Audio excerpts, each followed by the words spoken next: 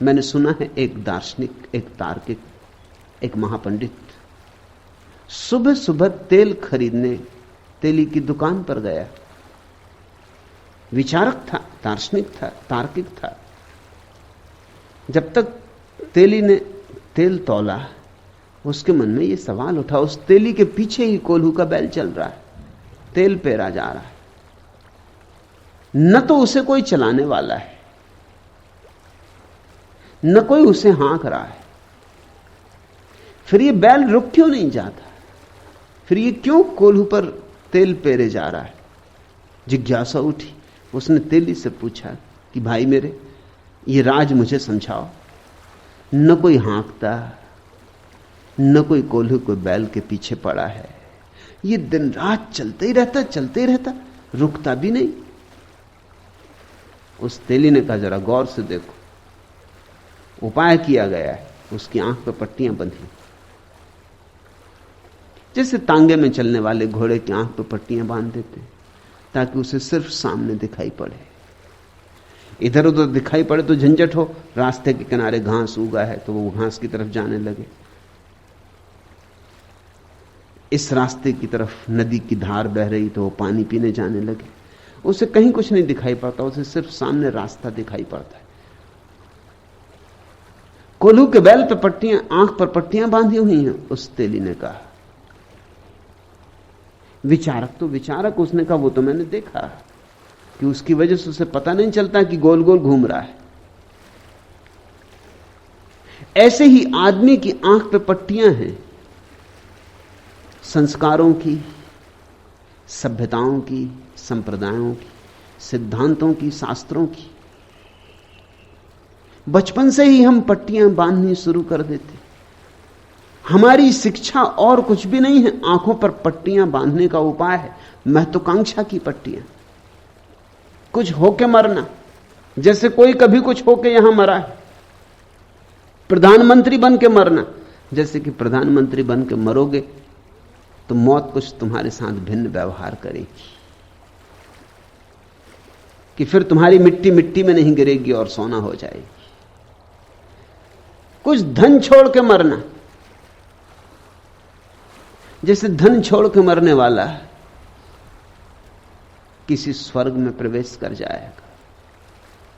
कुछ करके नाम कमा के मरना, तुम ही मर गए, तुम्हारा नाम कितनी देर टिकेगा? कितने लोग आए और कितने लोग गए, क्या नाम टिकता है? किसका नाम टिकता है? सब पुछ जाते।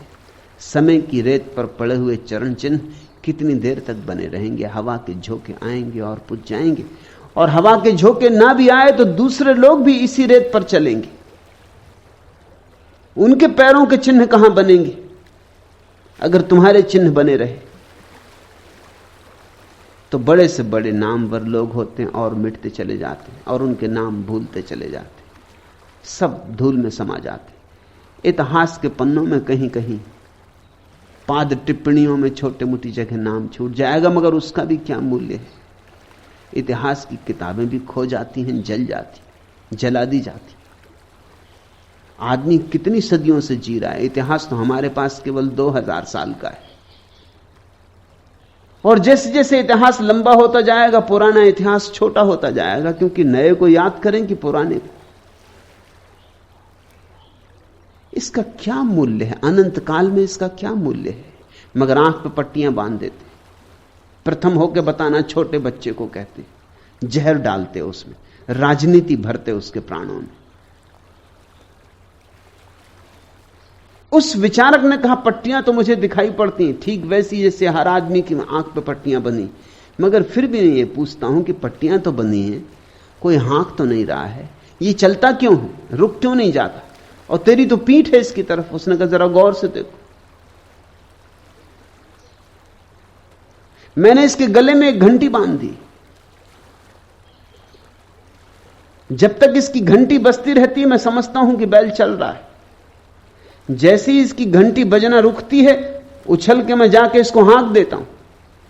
इसको कभी पता नहीं चल पाता कि हाँकने वाला पीछे है कि नहीं। इधर घंटी रुकी और मैंने हाँका। ये कोड़ा देखते हो बगल में रखा, यहीं बैठे बैठे फटकार देता हूं तो भी ये चल पड़ता है। विचारक तो विचारक, उसने कहा ये भी मैं समझा, घंटी भी सुनाई पड़ रही मुझे, ये भी तूने खूब तरकीब की, लेकिन मैं ये पूछता हूं कि ये बैल खड़ा होके और गला हिला के घंटी तो बजा सकता है?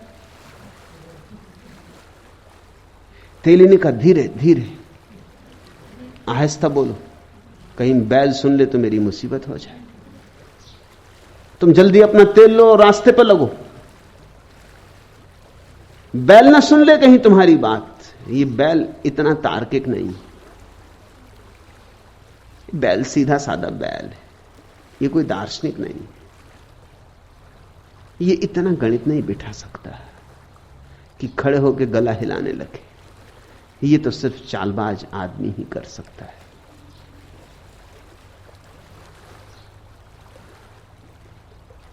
साधारण आदमी तो कोल्हू का बैल है, चलता जाता है, उसकी आंखों पे पट्टियां बंधी, उसे ठीक ठीक दिखाई नहीं पड़ता कि गोल घेरे में चल रहा, नहीं तो रुक जाए।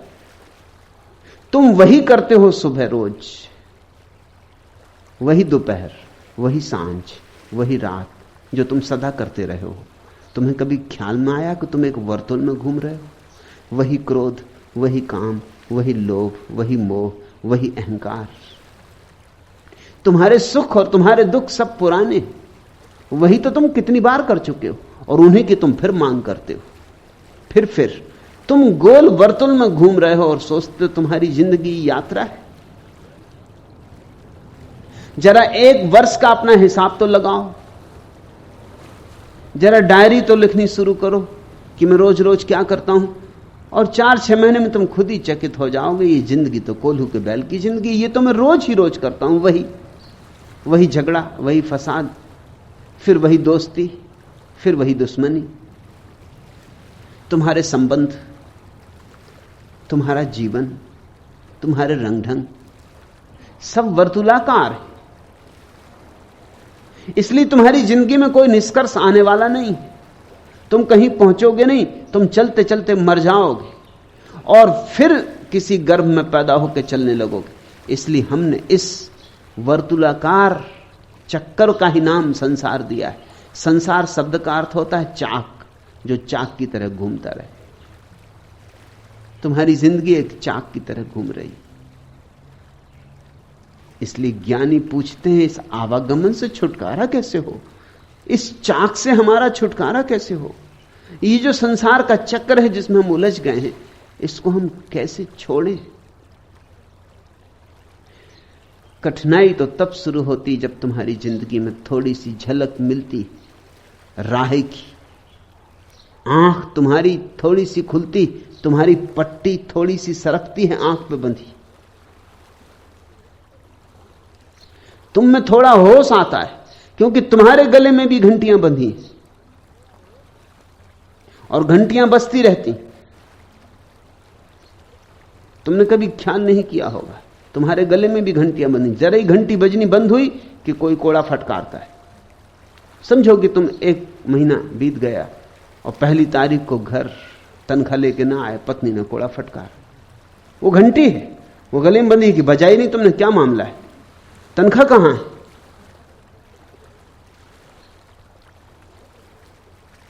कहां गंवा के आ गए, महीने भर कहां रहे, क्या किया?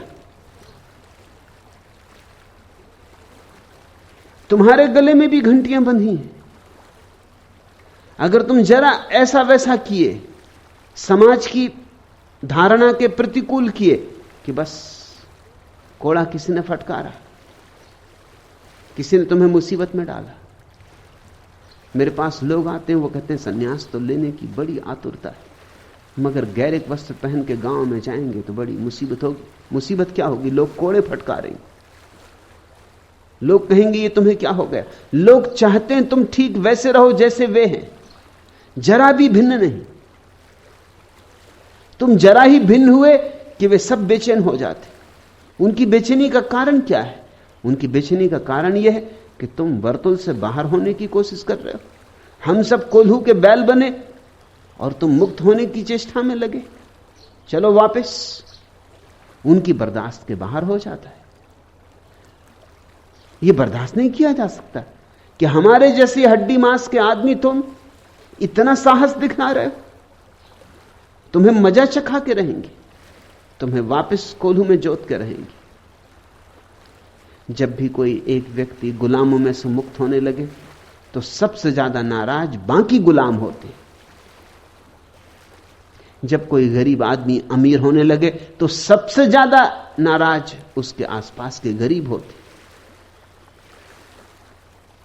क्योंकि उनके अहंकार को चोट लगती, उन्हें पीड़ा होती कि हम ना कर पाए और यह आदमी कर रहा है, हमसे ना हो सका तो हम कमजोर, तो हम नपुंसक, और यह आदमी पुरुषार्थ दिखला रहा है। इस बात को स्वीकार नहीं किया जा सकता। इस आदमी को पाठ पढ़ाना ही पड़ेगा। और फिर उनकी भीड़ है, वो तुम्हें पाठ पढ़ाना शुरू कर देती। उसने कोड़े फटकारने शुरू किए, तुम्हें घंटी बजानी पड़ेगी। जैसे सबकी घंटी बज रही है वैसी तुम्हारी भी बजनी चाहिए, और जैसे सब गोल वर्तुल में घूम रहे हैं वैसा ही तुम्हें भी घूमना चाहिए। समाज ने हर बात का हिसाब कर रखा है, छोटी छोटी बात का। तुम्हारे बाल कैसे कटना चाहिए यह भी समाज ने हिसाब कर रखा, उतनी भी तुम्हें स्वतंत्रता नहीं, उतनी भी तुम्हें स्वतंत्रता नहीं। तुम्हें कपड़े कैसे पहनना चाहिए वो भी समाज ने इंतजाम कर रखा है। कपड़े पहनने तक की तुम्हें आजादी नहीं, और आजादी की बातें चलती, बड़ी बातें चलती, ऐसी आजादी वैसी आजादी, और तुम 24 घंटे गुलाम हो। कहां की आजादी? आजादी सिर्फ एक थोथा शब्द है जिसको हम दोहराते रहते हैं तोतों की तरह, और बहुत दिन दोहराने के कारण खुद ही भरोसा कर लेते कि जरूर आजादी होगी, क्योंकि सभी लोग आजादी आजादी की बात कर रहे हैं। आजादी कहां है? तुम जरा सा भिन्न होकर देखो। इस पृथ्वी पर आजादी उस दिन होगी जिस दिन हम व्यक्ति को भिन्न होने की स्वतंत्रता देंगे।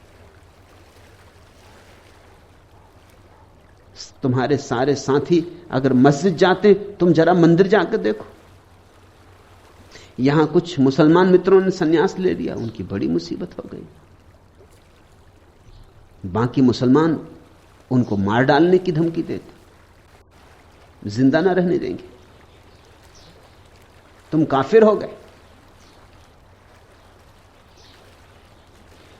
उन्होंने कुछ बुरा नहीं किया है, किसी की हत्या नहीं की है, किसी की चोरी नहीं की है, किसी को धोखा नहीं दिया है, सिर्फ सन्यास लिया है। और सन्यास लेने से न कोई हिंदू होता, न कोई मुसलमान होता, न कोई ईसाई होता। सन्यास से तो सिर्फ उन्होंने एक दृढ़ किया है निश्चय अपने मन में कि उन्मुनी मुद्रा को धारेंगे, ध्यान में प्रवेश करेंगे। उससे किसी का नुकसान नहीं हो रहा है।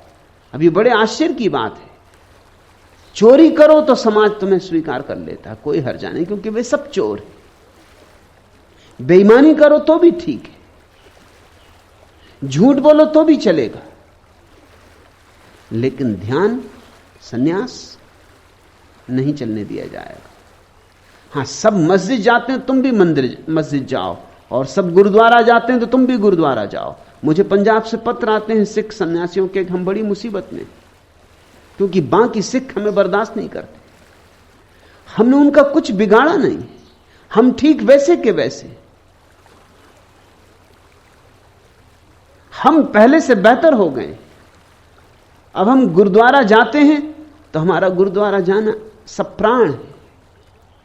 अब हम गुरुद्वारे में एक आनंद मग्न भाव को उपलब्ध होते हैं, मगर गहरे वस्त्र कष्ट दे रहे हैं। माला क्यों? तो तुम सिख नहीं रहे। हिंदू की कठिनाई है, जैन की कठिनाई है, सब भीड़ें अपने किसी व्यक्ति को पंजे के बाहर नहीं होने देना चाहती। तुम पंजे के बाहर हुए कि अड़चन शुरू हुई।